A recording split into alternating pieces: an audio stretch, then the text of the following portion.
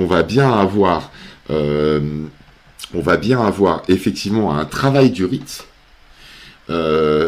qui va engendrer la naissance d'un certain nombre de figures, à partir duquel certaines fonctions de la société vont se définir, et qui vont entraîner une certaine régulation du rapport de la communauté avec son extérieur, cet extérieur pouvant être surnaturel, et on viendra sur la définition du surnaturel plus tard. Vous voyez ce que je veux dire? Ça veut dire que, en gros, la figure de la sorcière, ça n'existe pas, en fait. C'est un pur artefact. Comme le sorcier en Mayenne n'existe pas. C'est un pur artefact produit par la praxis sociale de la sorcellerie. Voilà. C'est ça qui est important comme point. Ça, c'est la première chose. Donc, en fait, c'est une espèce de construction fantasmée, judiciaire, qui va...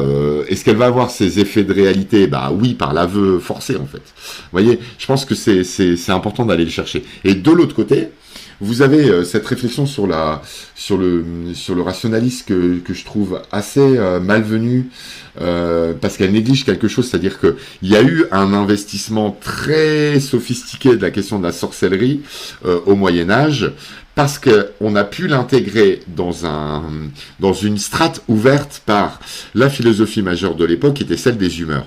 C'est-à-dire qu'en gros, vous avez des humeurs, vous avez la phlegmatique, la sanguinité, donc ça c'est des réflexions autour de cet ensemble de caractères venant de ces humeurs-là, et le mélancolique.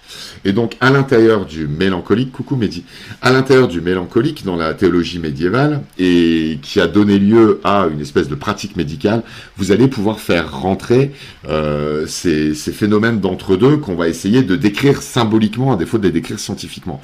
Donc du coup, vous allez avoir une mutation, en fait, de la théorie des humeurs, comme de la théorie de l'éther en physique, vers quelque chose qui va donner lieu, comme une espèce de préscience, en fait, qui, mêlée avec l'alchimie, va donner les bases de la science un petit peu plus tard, quoi.